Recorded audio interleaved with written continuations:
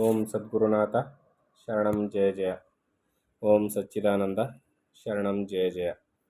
ಎಲ್ಲರಿಗೂ ನನ್ನ ನಮಸ್ಕಾರಗಳು. ಯೋಗ ವಾಸಿಷ್ಠದಲ್ಲಿ ನಿರ್ವಾಣ ಪ್ರಕರಣದಲ್ಲಿ ಶಿವನು ವಸಿಷ್ಠರಿಗೆ ಪರಮಾತ್ಮನಲ್ಲದೆ ಈ ಜಗತ್ತು ಬೇರೆ ಅಲ್ಲ, ಜಗತ್ತು ಪರಮಾತ್ಮ ಎಲ್ಲವೂ ಒಂದೇ, ಸೂರ್ಯ ಮತ್ತು ಸೂರ್ಯನ ಹೊಳೆಯುವಿಕೆ ಹೇಗೋ ಬೇರೆ ಬೇರೆ ಅಲ್ವೋ ಹಾಗೆ ಕಾಣ್ತಕ್ಕಂಥ ಈ ಜಗತ್ತು ಮತ್ತು ಕಾಣದೇ ಇರತಕ್ಕಂಥ ಚೈತನ್ಯ ವಸ್ತುವಾದ ಪರಮಾತ್ಮ ಇಬ್ಬರು ಒಂದೇ. ಸಕಲ ಜೀವರಾಶಿಗಳು ಪರಮಾತ್ಮನೇ ಹೌದು. ಆದ್ದರಿಂದ ಸರ್ವರಿಗೂ ಒಂದೇ ಸಮಾನವಾದ ಬೆಲೆ ಉಂಟು. ಯಾಕಂದರೆ ಎಲ್ಲವೂ ಪರಮಾತ್ಮನೇ ಹೌದು, ಯಾರು ಮೇಲೂ ಕೇಳಿಲ್ಲ ಅಂತ, ಇಲ್ಲಿ ಜಾತಿ ಭೇದವಿಲ್ಲ ಅಂತ ಎಲ್ಲವನ್ನ ವರ್ಣನೆಯನ್ನು ಮಾಡ್ತಾಯಿದ್ರು. ಮುಂದುವರೆದು ಈಶ್ವರನು ಹೇಳ್ತಾನೆ ವಸಿಷ್ಠರಿಗೆ, ಪೂರ್ವೋಕ್ತ ಪ್ರಕಾರವಾಗಿ ವಿಶ್ವವೆಲ್ಲವೂ ಕೇವಲ ಪರಮಾತ್ಮನೇ. ಮೊದಲೇ ಹೇಳದಂತೆ ವಿಶ್ವ ಎಲ್ಲವೂ ಕೇವಲ ಪರಮಾತ್ಮನೇ. ಆ ಪರಮಾತ್ಮನೇ ಬ್ರಹ್ಮವು, ಅದೇ ಪರಮಾಕಾಶವು, ಅದನ್ನೇ ಸರ್ವಶ್ರೇಷ್ಠವಾದ ದೇವನೆನ್ನುವರು. ಇವನೇ ನಿಜವಾದ ದೇವರು, ನಾನು ಸಹಿತ ದೇವರು ಯಾರೂ ಅಲ್ಲ. ಈಗ ತಾನೇ ಹೇಳಿದ್ರೆ ನಾನು ದೇವರಲ್ಲ ಅಂದೆ, ಬ್ರಹ್ಮ ದೇವರಲ್ಲ ಅಂದೆ, ವಿಷ್ಣು ದೇವರಲ್ಲ ಅಂದೆ. ಈಗ ನೋಡಿದ್ರೆ ಜಗತ್ತೆಲ್ಲವೂ ಪರಮಾತ್ಮನೇ ಅಂತ ಇದೆಯಲ್ಲ ಅಂತಂದರೆ ಈ ವಿಚಾರವನ್ನು ಸರಿಯಾಗಿ ಅರ್ಥ ಮಾಡ್ಕೊಳ್ಬೇಕು. ನಿಜವಾದ ಪರಮಾತ್ಮ ಯಾರು? ಆ ಚೇತನ ವಸ್ತು ಒಂದೇ.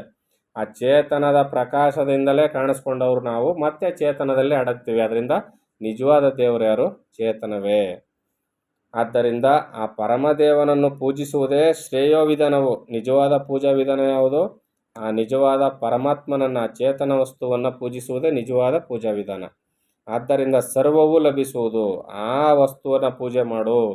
ಸೋಹಂಭಾವ ಒಂದೇ ಗಟ್ಟಿ, ಅದನ್ನು ಹಿಡ್ಕೋ ಬಿಗಿಯಾಗಿ ಅಂತ ಹೇಳ್ತಾ ಇದ್ದಾರೆ ಇಲ್ಲಿ.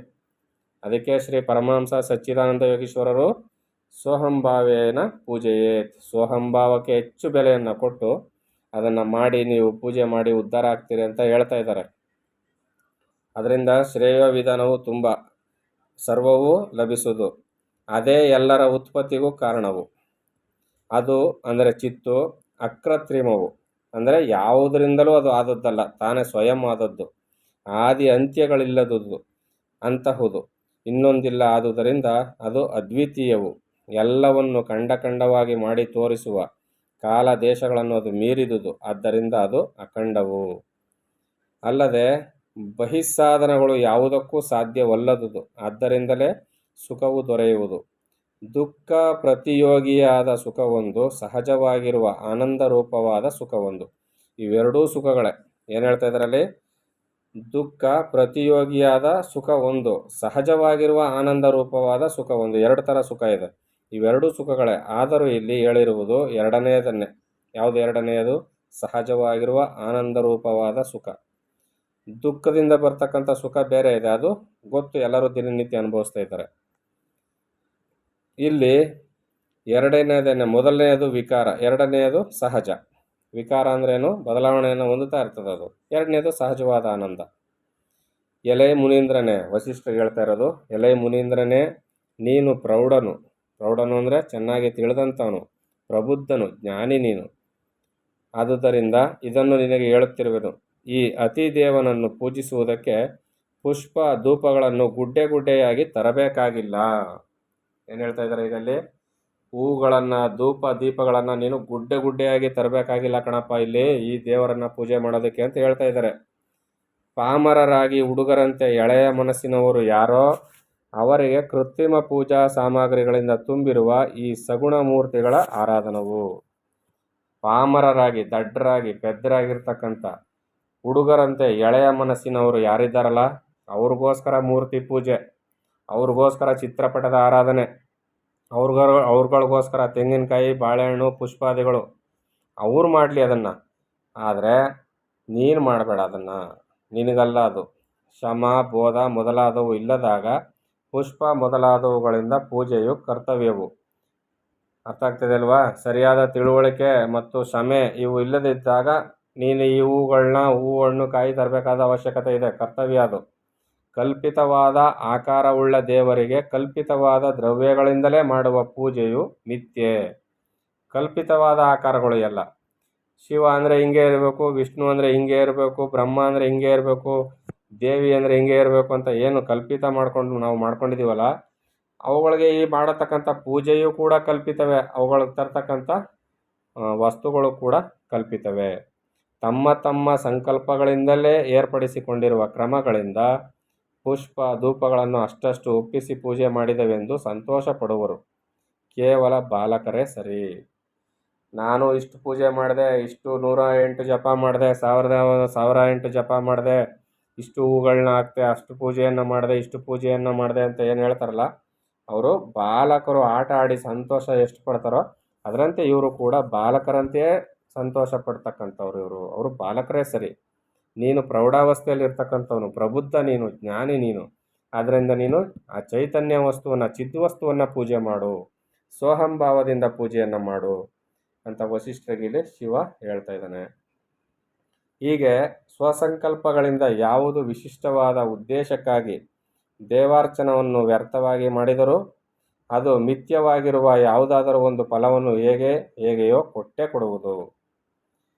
ದೇವತಾರ್ಚನೆಗಳನ್ನ ಮಾಡ್ತಾರಲ್ಲ, ವಿಗ್ರಹಾರಾಧನೆ, ಚಿತ್ರಪಟ ಆರಾಧನೆಯನ್ನು ಮಾಡ್ತಾರಲ್ಲ, ಏನು ಫಲ ಬರೋದಿಲ್ವೇ ಅಂದರೆ ಅದು ಮಿಥ್ಯ ಪೂಜೆ. ಅದರಿಂದ ಮಿಥ್ಯವಾದ ಫಲ ಅಂತೂ ಬಂದೇ ಬರುತ್ತೆ. ಫಲ ಅಂತೂ ಬರೋದೇ ತಪ್ಪಿಸ್ಕೊಳ್ಳೋದಿಲ್ಲ, ಬರುತ್ತೆ. ಅದು ಕೂಡ ಮಿಥ್ಯೆ ಅಂದರೆ ಏನು? ಸ್ವಲ್ಪ ಕಾಲ ಇರ್ತದೆ ಮತ್ತು ಹೊರಟೋಗುತ್ತೆ. ಅದು ಕೂಡ ಶಾಶ್ವತವಾದ ಆನಂದವನ್ನು, ನೆಮ್ಮದಿಯನ್ನು ಕೊಡೋದಿಲ್ಲ. ಪುಷ್ಪ ಧೂಪಗಳಿಂದ ಅರ್ಚನೆ ಮಾಡುವುದು ಎಂಬುದು ಬಾಲ ಬುದ್ಧಿಗಳಲ್ಲಿ ಕಲ್ಪಿತವಾದುದು. ಚಿಕ್ಕ ಮಕ್ಕಳ ಮನಸ್ಸಿನಲ್ಲಿ ಆಟ ಆಡುವಾಗ ಬರ್ತಕ್ಕಂಥ ಅನೇಕ ನಿಯಮಗಳನ್ನ ಹಾಕ್ಕೊಂಡು ಹುಡುಗರು ಆಟ ಆಡ್ತಾರಲ್ಲ, ಆ ರೀತಿಯಲ್ಲಿ ಬರ್ತಕ್ಕಂಥ ಪೂಜೆಗಳು ಇವೆಲ್ಲ. ಯಾವುದು? ಸಗುಣ ಉಪಾಸನೆ ಆರಾಧನೆಗಳು. ಆಯ್ತಲ್ವಾ?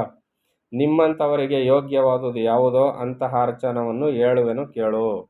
ನಿನ್ನಂಥ ತಿಳಿದ ಜ್ಞಾನಿಗಳಿಗೆ ಯೋಗ್ಯವಾದ ಪೂಜೆಯನ್ನು ಹೇಳ್ತೀನಿ ಕೇಳು ಅಂತ ಹೇಳಿ ಈಗ ಇನ್ನೊಂದು ಸಲ ಪುನರಾವರ್ತಿಯನ್ನು ಮಾಡ್ತಾನೆ. ಎಲ್ಲರೂ ಪೂಜೆ ಮಾಡುವುದು ಶಿವಾದಿಗಳಾದ ನಮ್ಮನ್ನೇ. ಆದರೂ ಎಲೈ ಬುದ್ಧಿವಂತರಲ್ಲಿ ಅಗ್ರಗಣ್ಯನಾದವನೇ, ದೇವನೆಂದರೆ ತ್ರಿಭುವನಗಳಿಗೂ ಆಧಾರನಾದ ಪರಮಾತ್ಮನೇ ಅಲ್ಲದೆ ಇನ್ನು ಯಾರೂ ಅಲ್ಲ.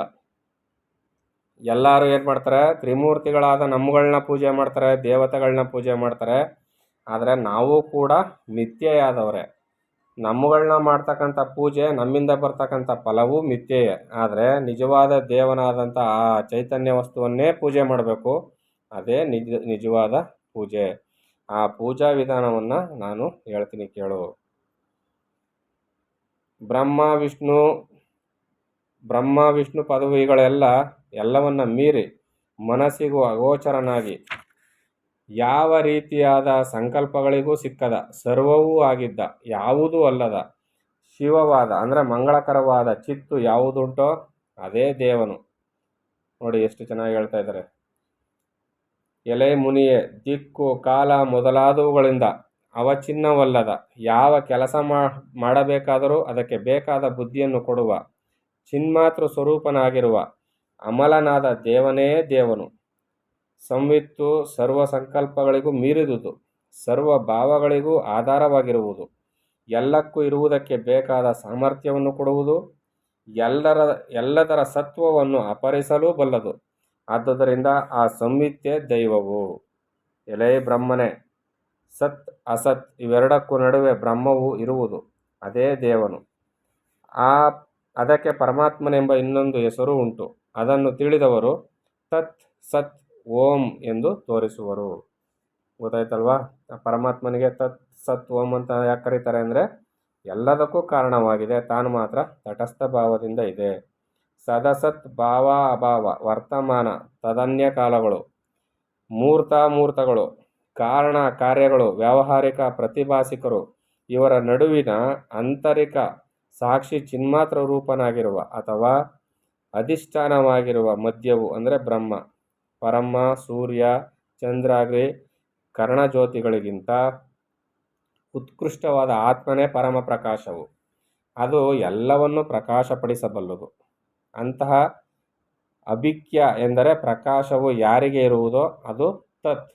ಅದನ್ನೇ ಸತ್ ಓಂ ಎಂಬ ಪದಗಳಿಂದ ಶ್ರುತಿಗಳಲ್ಲಿ ವೀರಾಡಾದಿ ಪಾದತ್ರಯಾತ್ಮಕ ಸರ್ವ ಪ್ರಪಂಚ ವಿಲಾಪನದಿಂದ ಉಳಿಯುವ ಚತುರ್ಥ ಪಾದವು ಅಂದರೆ ಶಿವಮದ್ವೇತಂ ಚತುರ್ಥಂ ಅನ್ಯತೆ ಸ ಆತ್ಮ ಸ ವಿಜ್ಞೇಯ ಎಂದು ಉದಾಹರಿಸುವುದು. ಯಾವುದೂ ಇಲ್ಲದಿರುವಾಗ ಮಹಾ ಸತ್ಯ ಸ್ವಭಾವದಿಂದಲೇ ಇದ್ದು ಸರ್ವಕ್ಕೂ ಆಧಾರವಾಗಿರುವ ಮಹಾಚಿತ್ ಎಂದು ಯಾವುದನ್ನು ಹೇಳುವರೋ ಅದೇ ಪರಮಾರ್ಥವು ಎಂದು ಬಲ್ಲವರು ಹೇಳುವರು. ಅದು ಎಲ್ಲೆಲ್ಲಿಯೂ ಇರುವುದು. ಲತೆಗಳ ಒಳಗೆ ರಸವಿರುವಂತೆ, ಅಂದರೆ ಲತೆಗಳು ಅಂದರೆ ಬಳ್ಳಿಗಳು, ಅಲ್ಲಿ ರಸ, ಲತೆಗಳಲ್ಲಿ ರಸವಿರುವಂತೆ ಅದು ಸತ್ತ ಸಾಮಾನ್ಯ ರೂಪದಿಂದ ಇದ್ದರೂ ಸರ್ವವೂ ತಾನೇ ಆಗಿರುವುದರಿಂದ ಮಹಾಸತ್ತಾಗಿ ಕೂಡ ಆಗಿರುವುದು ಅಂತ ಇಲ್ಲಿ ಹೇಳ್ತಾ ಇದ್ದಾರೆ. ಇನ್ನು ಮುಂದಿನ ವಿಚಾರವನ್ನು ಮುಂದಿನ ಆಡಿಯೋದಲ್ಲಿ ತಿಳಿಸ್ಕೊಡ್ತೀನಿ. ಎಲ್ಲರಿಗೂ ಒಳ್ಳೆಯದಾಗಲಿ. ಓಂ ಸದ್ಗುರುನಾಥ ಶರಣಂ ಜಯ ಜಯ. ಓಂ ಸಚ್ಚಿದಾನಂದ ಶರಣಂ ಜಯ ಜಯ. ಹರಿ ಓಂ ತತ್ಸತ್. ಹರಿ ಓಂ ತತ್ಸತ್. ಹರಿ ಓಂ ತತ್ಸತ್.